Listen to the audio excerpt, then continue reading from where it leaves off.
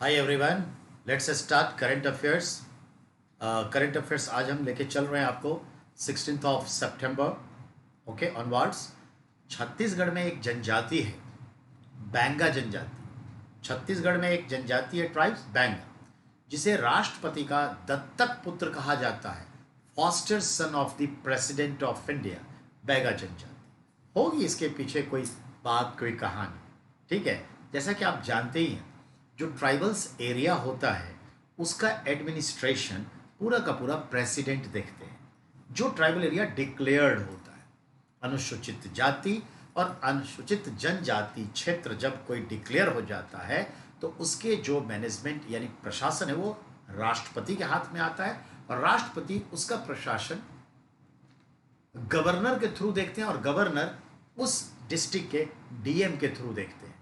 तो हो सकता है कोई वाक्य हो जिसकी वजह से इन्हें प्यार से बैगा जनजाति छत्तीसगढ़ के जो है उन्हें राष्ट्रपति का दत्तक पुत्र लिया जाता है, यानी गोद लिया हुआ बेटा, यानी फॉस्टर्स। ठीक है, ये कोरोना फ्री है अभी तक। अब आइए, एनवायरमेंट से रिलेटेड सवाल है। World wide fund for nature living planet report 2020, WWF ने लिविंग प्लैनेट रिपोर्ट 2020 को अभी पब्लिश किया है, जिसके अकॉर्डिंग 1970 से लेकर 2020 यानी लगभग 50 वर्षों में धरती पर 68% जैव विविधता नष्ट हो चुकी है, यानी बायोडाइवर्सिटी 68% नष्ट हो चुकी है पिछले 50 वर्ष में। अब आई, जम्मू कश्मीर की राजभाषा अब बन चुकी है हिंदी, कश्मीरी और डोंगरी। उर्दू और अंग्रेजी तो पहले से थी, तो 5 हो गई, जो मैं पहले भी आपको बताया। अब बात करते हैं next, banking. State bank of India ने अब एटीएम से अगर आप पैसा निकालते हैं तो उसके संदर्भ में कुछ चेंजेस की है, जिससे हमारे खाते की सिक्योरिटी बनी रहे। एसबीआई बैंक ने अपने ग्राहकों को यह अब नया एक सिक्योरिटी पर्सन्स के वे में दिया है कि अगर आप एसबीआई के एटीएम से, आप अगर एसबीआई के एटीएम से और एसबीआई के ही आप खाता धारक हैं और सेविंग या करंट अकाउंट या कोई भी अकाउंट है से अगर आप पैसा निकालते हैं, तो जब आप पिन कोड डालेंगे, पैसा डालेंगे, तो अब एक ओटीपी ऑटोमेटिक जनरेट होगा, और वो ओटीपी आपके रजिस्टर्ड मोबाइल पर आएगा। जब उस ओटीपी को फिर आप एटीएम के नंबर के साथ डाल देंगे तभी पैसा निकलेगा, और उस ओटीपी का भी 2 या 3 मिनट का या 1 मिनट का संदर्भ होगा, क्योंकि आप एटीएम पर जब बैठे हैं तो एटीएम पे तो लाइन लगी रहती है, तो हो सकता है कि एटीएम पर 3 मिनट का आपको वक्त ना दे, हालांकि हमने देखा नहीं है, तो 1 मिनट का वक्त होगा या 30 सेकेंड का होगा। इससे पता चल जाएगा, समझ आई बात, कि कोई जाली है या नहीं।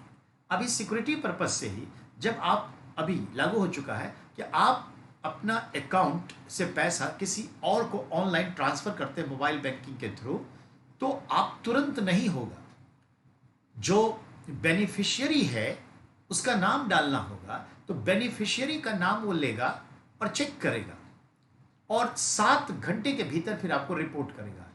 तब उसके बाद आप फिर दोबारा उसको डालिए तो वो सेंड हो जाएगा पैसा, विदाउट बेनिफिशियरी, और वो भी कंफर्म होके नहीं होगा। इससे 2-3 घंटे का जो प्रोसेस लगेगा, तो इसका फायदा क्या होगा आप समझ गए। इसका फायदा ये होगा कि आप आजकल जो इतना ठगी हो रही है ऑनलाइन, वो रुकेगा। अच्छा है, अब आइए नेक्स्ट, यूनाइटेड नेशन ऑर्गेनाइजेशन के यूनिसेक, यूनाइटेड नेशन सिक्योरिटी, ठीक है, यानी नेशन क्या कहते हैं उसको, social and economic council.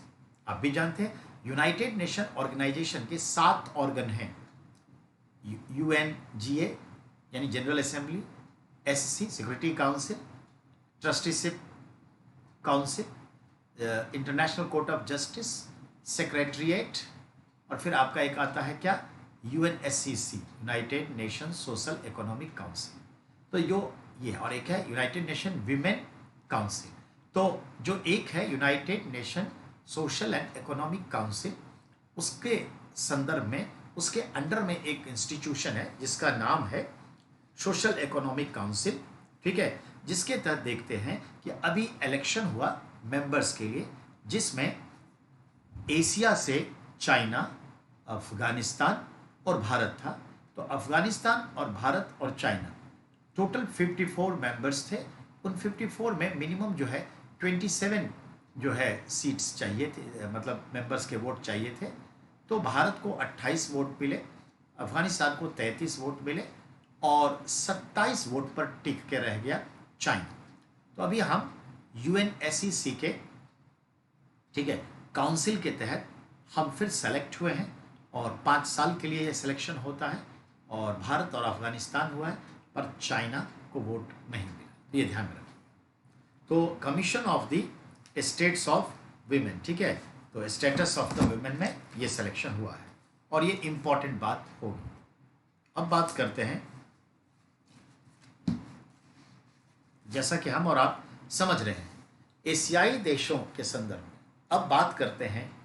Sachin Ramesh Tendulkar Paytm की सहायक कंपनी पेटीएम फर्स्ट गेम के ब्रांड एम्बेसडर बने हैं।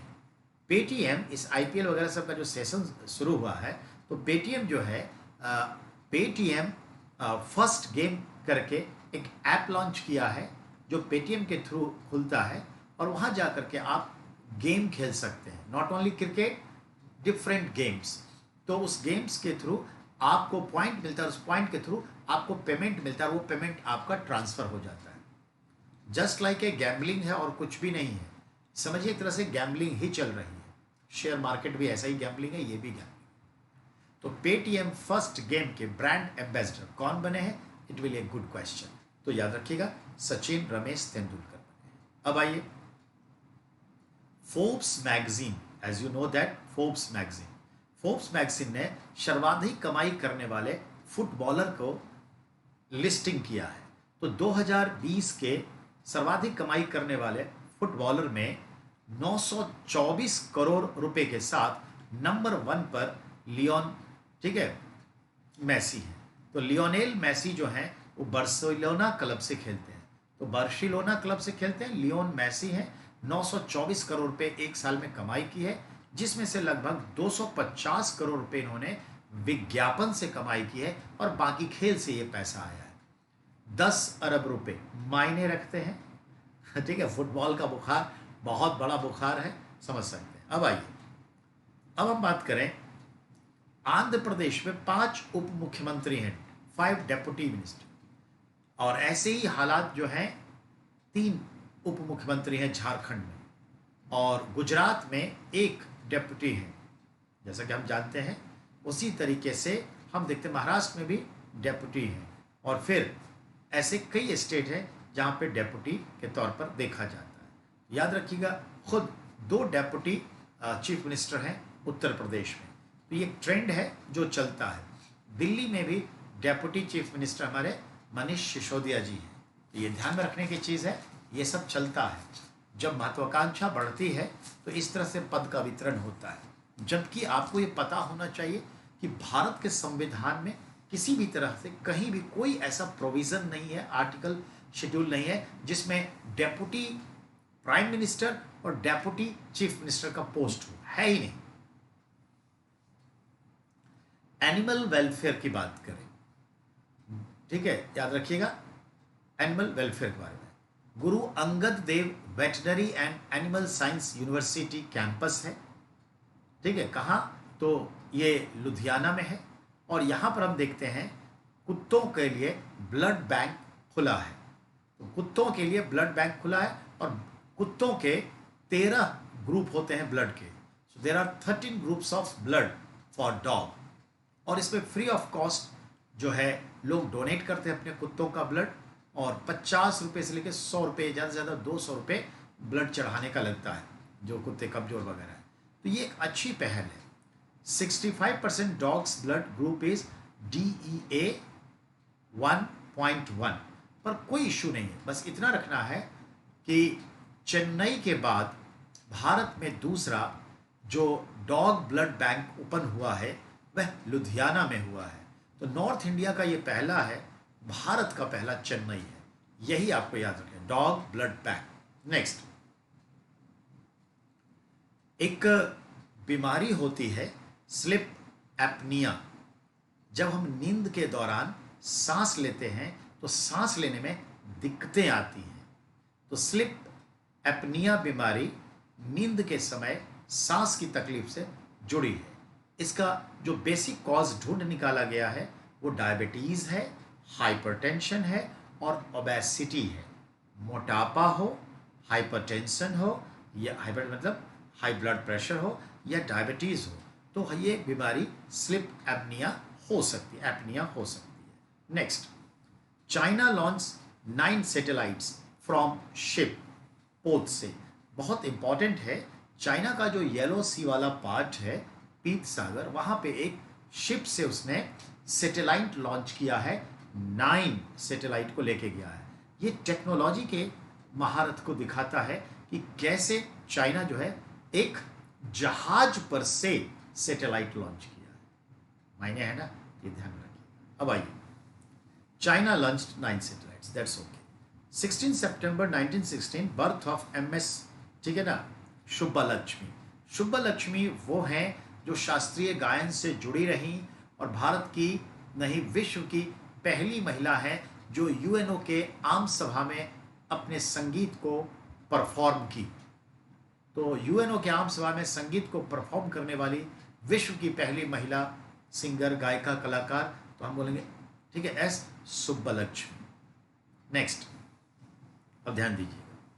तो हम जानते हैं S सुब्बालक्ष्मी को हम 8वां सुर कहते हैं। 7 सुर होते हैं, इन्हें 8वां सुर कहा गया है, ये ध्यान में रखना है। अब नेक्स्ट की हम बात करें, 17 सितंबर की बात करने जा रहे हैं। 17 सितंबर थर्सडे है इस बार। 17 दिसंबर 1950 को हमारे जो माननीय प्रधानमंत्री जी हैं, नरेंद्र दामोदर दास, ठीक है, मोदी, तो नरेंद्र भाई दामोदर दास मोदी इनका पूरा नाम है। लोग नरेंद्र मोदी प्यार से कहते हैं, मोदी प्यार से कहते हैं।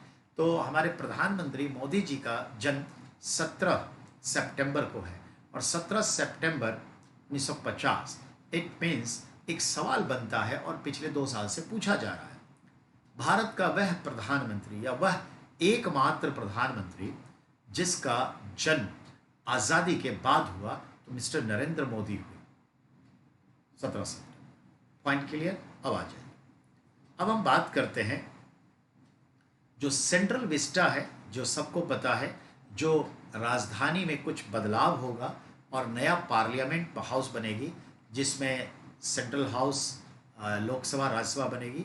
तो 700 सीट्स की राज्यसभा बनेगी और लगभग 1000 सीट का, 400 सीट की राज्यसभा बनेगी और 1000 सीट की लोकसभा बनेगी और दोनों मिलकर 1400 सीट का सेंट्रल हॉल बनेगा, ठीक है ना। तो और काफ़ी सिक्योरिटी पर्पस से भी उसको अच्छा बनाया जाएगा। तो ये सेंट्रल विस्टा के नाम से जाना जाता है। ये लगभग 20,000 करोड़ रुपए का प्रोजेक्ट है और कोशिश की जा रही है कि इसे 2022 तक बना दिया जाए ताकि भारत की जो 75वीं स्वतंत्रता दिवस की वर्षगांठ है तब तक पूरा हो जाए। पर देखिए क्या होता है। हम बात कर रहे हैं डेथ की। डॉक्टर कपिला वात्स्यायन 92 वर्ष की उम्र में डेथ कर गई हैं। ये एक विदुषी महिला, चिकित्सक, विदुषी महिला, लेखिका रही हैं, कलाविद रही हैं, पद्म विभूषण अवार्ड से राज्यसभा की सदस्य रहीं, मनोनीत सदस्य रहीं। 2006 में रमन मैग्से से अवार्ड भी मिला, संगीत नाटक अकादमी अवार्ड मिला है, 20 पुस्तकों की लेखिका हैं और ट्रांसमिशंस, ठीक है ना, के संदर्भ में देखते हैं इन्होंने बहुत सारा काम किया। In that respect she passed away.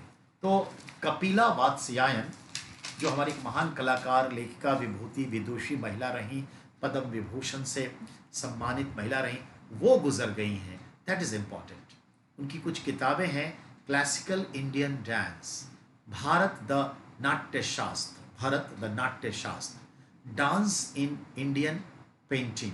तो याद रखिएगा, the square and the circle, Kathak की वो अच्छन महाराज से सीखी और मणिपुरी गुरु अमोशी सिंह से जीती। भरतनाट्यम की भी नृत्यांगना थी और शंभू महाराज की शिष्या थी।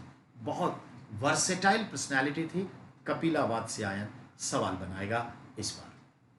अब अगले पॉइंट पर जनगणना 2021 कोविड के कारण स्थगित है, ये याद रखिएगा, और एनआरसी का भी चक्कर शांत है, याद रखिएगा। तो जनगणना 2021 जो शुरुआत तो हुई थी लेकिन तुरंत रोक दी गई because of that covid. Next की बात करें, 17 सितंबर 1949 को फाउंडेशन ऑफ डीएम की। अन्ना द्रविड़ मुन्नेर कशगम एक पार्टी है जो जयललिता की पार्टी थी, एमजी रामचंद्रन की, पर वो तो गया। हम बात करते हैं जो हमारे करुणानिधि हैं, जो जस्टिस पार्टी से जुड़े थे और रामास्वामी नायकर के शिष्य थे। जस्टिस पार्टी स्वतंत्रता आंदोलन के समय जो जातिवाद के विरोध में थे, मद्रास बेस्ड, उन्हीं के चेले हुए हमारे के करुणानिधि, जो समय के साथ एक आंख खो गए, शायद दोनों आंख भी खो गए, तो अंधे हो गए, किसी स्थिति में हो गया था ऐसा। तो जो भी है, उन्होंने पॉलिटिक्स की और मुख्यमंत्री 3 बार तमिलनाडु के बने। तो उनकी पार्टी का नाम है डीएमके, द्रविड़ मुनेत्र कशगम। इस पार्टी की स्थापना 1949 में यही 17 सितंबर को हुआ था। ठीक है, ये ध्यान में रखना, जो अभी विपक्ष में है तमिलनाडु। अब बात कर रहे हैं हम ICICI home finance company. ICICI एक बैंक है और वो होम फाइनेंस के लिए भी फाइनेंसिंग एजेंसी चलाती है। कोरोना पीड़ित असंगठित क्षेत्र के कुशल कामगारों को, यानी आईसीआईसीआई होम फाइनेंस बैंक ने, जो एक फाइनेंसिंग बैंक है, ने कोरोना काल में नॉन ऑर्गेनाइज्ड सेक्टर में अपने कारीगरी को खो चुके लोग, जो काम नहीं मिला, उन लोगों को अगर वो हाउस लोन लेते हैं या घर बनाने के लिए, तो उनको 2 लाख से लेकर 50 लाख रुपए तक का लोन आईसीआईसीआई होम फाइनेंस करेगी। समझ में आई बात? अच्छा है। रिलायंस इंडस्ट्री लिमिटेड का मार्केट कैपिटलाइजेशन 16 लाख करोड़ रुपए को पार कर गया है। भारत में मार्केट कैपिटलाइजेशन के आधार पर सबसे बड़ी कंपनी रिलायंस इंडस्ट्री लिमिटेड है, जो 16 लाख के मार्केट कैप को पार की है। इसी साल 12 लाख को, 14 लाख को, 15 लाख को, अब 16 लाख को पार कर रही है। हो सकता है इसी साल वो 18 लाख, 20 लाख तक पहुंच जाए। जो सेकंड नंबर की है मार्केट कैपिटलाइजेशन में, वो टाटा कंसल्टेंसी है, टीसीएस, जो भी 9 लाख पर ही है। जब वो 5.5 लाख पर आई थी, तब भी ये क्वेश्चन बना था टीसीएस, उसके बाद उसको पीछे छोड़ दिया रिलायंस, उसका रिलायंस आ गया। अब बात करते हैं नेक्स्ट, बात कर रहे हैं हम यूनाइटेड नेशन ऑर्गेनाइजेशन के जनरल असेंबली की 75वीं बैठक वर्चुअल होगी, पहली बार वर्चुअल होने जा रही है। और ये बैठक शुरू हो चुकी है, क्योंकि रूल कहता है कि प्रत्येक वर्ष सितंबर महीने के तीसरे बृहस्पतिवार से विधिवत बैठक शुरू हो जाएगी। वैसे 2 दिन पहले शुरू हो जाता है, लेकिन विधिवत तीसरे बृहस्पतिवार सितंबर मंथ से होता है और मिड ऑफ दिसंबर लास्ट हो जाता है। इस बार भी ऐसा ही हुआ है 17 सितंबर के आसपास। जापान की संसद ने विधिवत रूप से शिंजो एबे के उत्तराधिकारी के रूप में उन्हीं के पार्टी लिबरल डेमोक्रेटिक पार्टी के जो योशिहिदे सुगा को अगले प्रधानमंत्री के रूप में चयन कर लिया है, और अब तो वो बेटा शपथ भी ले चुके हैं। तो याद रखिएगा, शिंजो एबे बहुत ही अच्छे ही नहीं रहे, even longest remaining prime minister in Japan history. एबे जिस तरह से अपने देश की इकोनॉमी को चलाते थे, नीतियां निर्धारित करते थे, उसे एबेनोमिक्स कहते हैं उनके नाम पर। हमारे doctor Manmohan Singh ji as a prime minister जिस तरह से अपनी इकोनॉमी चलाते थे देश की, उसे उनके नाम से मोहनोमिक्स कहते। मोहनोमिक्स मनमोहन सिंह से जुड़ा, एबनोमिक्स शिंजो एबे से जुड़ा जापान। और मोदी जी जिस तरह से अपनी इकोनॉमी चला रहे हैं, देश की चला रहे हैं, उसके आधार पर इसे कहा जाता है मोदिनोमिक्स। समझ में आ गई बात? तो याद रखिए। तो अब जो है सुगोमिक्स होगा। तो मिस्टर शुगा, हम लोग मैथिली भाषा में पैरट तोता को सुगा कहते हैं, तो याद रखना आसान है। जापान के प्रधानमंत्री सुगा हैं, सुगा यानी तोता है, सुगा। तो याद रखिएगा Yoshihide Suga, now the present prime minister of Japan. Next की बात करें, सूर्य जो है अपने 25वें सौर चक्र में प्रवेश कर गया है। सोलर साइकिल होता है जो जनरली 11 से 12 साल का होता है, 25वें चक्र में प्रवेश किया है, जिसमें क्या होता है, सोलर फ्लेम डेवलप हो जाता है, सोलर टाइड भी बनता है, और इसमें सैटेलाइट वगैरह सब पर खतरा मंडरा सकता है। अब आइए 18 सितंबर की बात करें, फ्राइडे की बात है। एक बुक है the story of A got, बकरी की कहानी। एक है वन पार्ट वुमेन, यानी स्त्री का एक भाग, यानी वन पार्ट वुमेन, ठीक है। और इसे पेरुमल मुरुगन ने लिखा है तमिल भाषा में, जिसका ट्रांसलेशन इंग्लिश में किया गया है, और आजकल ये किताब चर्चा में है, ये ध्यान रखिए। अब मैं बात करता हूँ राजस्थान, जयपुर। सांभर लेक जो है बहुत ही फेमस है और माइग्रेटेड बर्ड के लिए भी फेमस है। वैसे इस झील के पानी से नमक बनाया जाता है, ठीक है, सांभर साल्ट, ये ध्यान रखना। अब हम बात करें, राजस्थान की सरकार इस तरह के मार्सी लैंड को, जो माइग्रेटेड बर्ड के लिए डेवलपमेंट के ख्याल से 52 ऐसे साइट्स को और पाइपलाइन में रखी है कि समय के साथ माइग्रेटेड बर्ड के ख्याल से इसे डेवलप किया जाएगा। रेलवे बोर्ड के चेयरमैन जो हैं विनोद कुमार यादव, अब वो चेयरमैन कम सीईओ कहलाएंगे। यूएस से national security council director for south and central Asia Lisa Curtis हैं। SAARC foreign affairs ministers conference going to held on 24 September virtually hosted by Nepal, क्योंकि SAARC का आखिरी शिखर सम्मेलन नेपाल में 2014 में हुआ, और अगला सम्मेलन के तहत जो है कहा गया कि अब अगला जो होगा वो होगा पाकिस्तान में 2016 में, और जब 16 में होता तो पाकिस्तान को चेयरमैनशिप चली जाती, लेकिन नेपाल के साथ ही रह गया, और 2016 में जो होना था उससे पहले उरी की घटना हो गई, और ये उरी में जो हमारी सेनाओं को पे हमला किया और हमारे करीब 10-12 सेना प्लस शहीद हो गए, तो इस ख्याल से हम लोगों ने तनाव में रिश्ते को बिगाड़ा, और उचित ही है, और फाइनली उसके बाद फिर कोई सार्क का सम्मेलन नहीं हुआ है, इसलिए नेपाल के पास ही चेयरमैनशिप है। इसीलिए सार्क के इस नेशनल सिक्योरिटी काउंसिल्स के कॉन्फ्रेंस को जो हेल्ड किया गया, फॉरेन अफेयर्स मिनिस्टर्स के कॉन्फ्रेंस को हेल्ड किया गया है, तो होस्टेड बाय नेपाल। एक किताब है in a promised land by Barack Obama, in a promised land, Barack Obama की किताब है, ठीक है। अब आइए स्मार्ट सिटी रैंकिंग सेकंड, ठीक है ना, edition, Singapore university for technology. तो पूरे दुनिया में कुछ स्मार्ट सिटीज़ की रैंकिंग होती है, और ये सेकंड एडिशन है, और इस बार देखते हैं कि क्या हुआ। तो याद रखना है, इसके संदर्भ में टॉप 5 में नंबर 1 पे सिंगापुर है, नंबर 2 पे हेलसिंकी है, नंबर 3 पे ज्यूरिख है, नंबर 4 पे ऑकलैंड है, फिर उसके बाद ओस्लो है। अब आइए इन इंडिया, हैदराबाद नंबर 1 पे है, दिल्ली नंबर 2 पे है, ठीक है ना, ये ध्यान में रखिए। अब आइए नेक्स्ट की बात करें, अगर वर्ल्ड लेवल पर जाएं तो हैदराबाद 85th पोजीशन पे और दिल्ली 96th पोजीशन पे आता है, तो चलिए 86 पोजीशन। अब हम बात करते हैं नेक्स्ट की, ब्रिक्स की बैठक सदस्य देशों का एक दूसरे की संप्रभुता का आदर करने की सहमति पत्र पर बहुत ही जल्दी इस शिखर सम्मेलन में हस्ताक्षर, यानी ब्रिक्स देशों ने ये आपस में एजेंडा तय किया है कि इस बार जो ब्रिक्स का एपेक्स कॉन्फ्रेंस शिखर सम्मेलन होगा उसमें हम क्या करेंगे, तो ये एक हस्ताक्षरित करेंगे कि ब्रिक्स के सभी एक दूसरे देश की उसकी सॉवरेनिटी को, संप्रभुता को, आंतरिक मामलों को क्या करेंगे, हस्तक्षेप नहीं करेंगे और आदर करेंगे, ठीक। अब आइए लिपुलेख दर्रा, जो माउंटेन पास होता है, जैसे खैबर दर्रा, जोजिला दर्रा, मानाला, लिपुला, सिपकिला, तो लिपुलेख दर्रा 2 है, एक भारत और चीन के बीच है और एक नेपाल और चीन के बीच है, ये याद रखना है।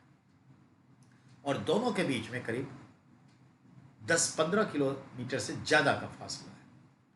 अब हम बात करते हैं उत्तराखंड में फॉरेस्ट एरिया 71.5% है।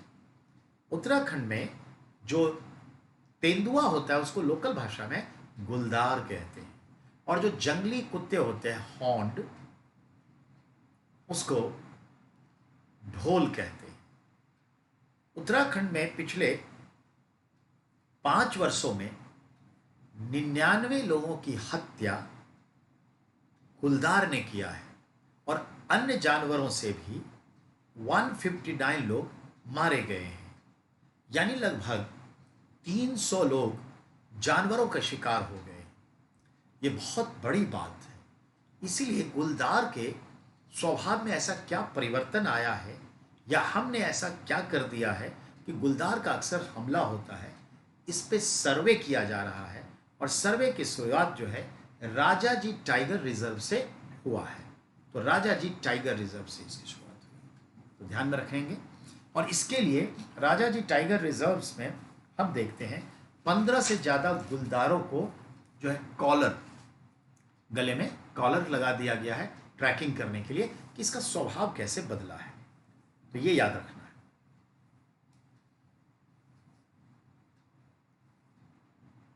मैं बात करना चाह रहा हूं कि न्यूयॉर्क टाइम्स, खैर ये तो आपसे नहीं पूछा, एक नए ग्रह के संदर्भ में बात करें तो पृथ्वी से 80 प्रकाश वर्ष दूर एक नए ग्रह की खोज हुई है, जो पृथ्वी के कंपेयर में जो उसका रोटेशन रिवॉल्वेशन है वो बहुत ही कम है।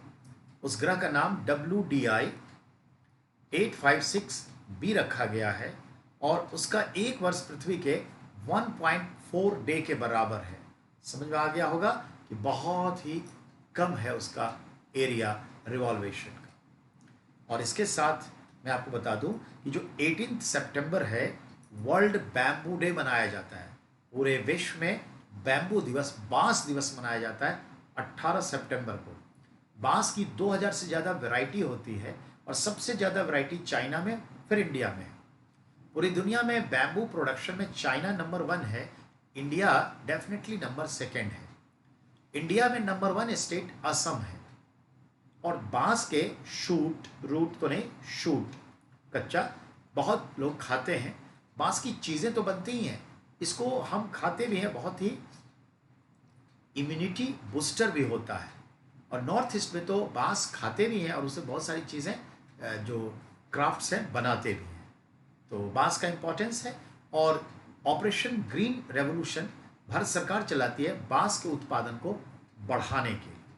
बांस दुनिया का सबसे लंबा घास है, और सबसे ज़्यादा ग्रोथ रेट बैम्बू का होता है पूरे वर्ल्ड में किसी भी प्लांट के संदर्भ में। 24 घंटे में ये 16 इंच से 18 इंच बढ़ जाती है, लेकिन जब एग्जाम आए तो 16 इंच पे टिक लगाइएगा। ठीक है, ये एक घास है जो हम जानते हैं। चलिए इसके साथ हम आज का समाप्त करते हैं, फिर नेक्स्ट बात करेंगे।